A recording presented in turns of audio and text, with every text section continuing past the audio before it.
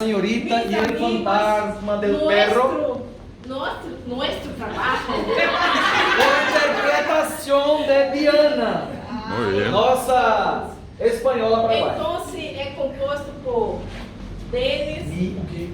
Elton. Vou dizendo que vocês vão ser caminhista, balaladinho. Caminhista ou caminho. Sim, vai dramatizar. Helder, Giselmo, a Vera. E Jô. E A Jô? senhorita. Muito silêncio. La senhorita e é o fantasma del perro. Era uma vez amada e bonita. Seu nome era a senhorita Flores. Ela vivia feliz com os seus dois hermanitos, Juan e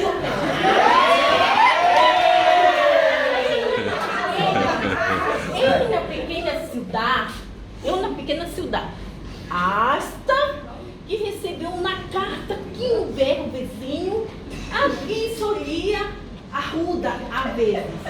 Se morreu e lhe desejou sua casa como herança. Sem dúvidas, a senhorita Flores tomou todas suas coisas e foi viver na casa com suas irmãs. Na primeira noite,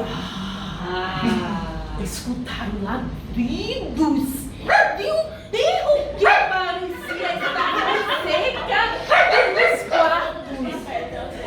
Então, se pensar 2 vezes, Juan tomou uma vara e correu por um caminito na parte traseira da casa, que conduzia ao bosque, mas quando chegou, não viu nada e volveu à casa.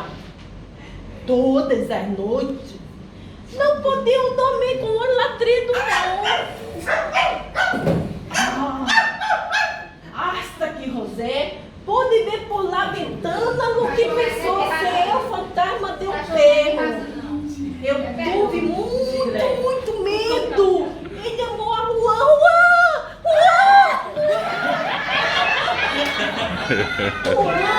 e a senhorita Flores capturaram ao hermoso perrito, blanquinho, super rico, e se envolviu parte da família.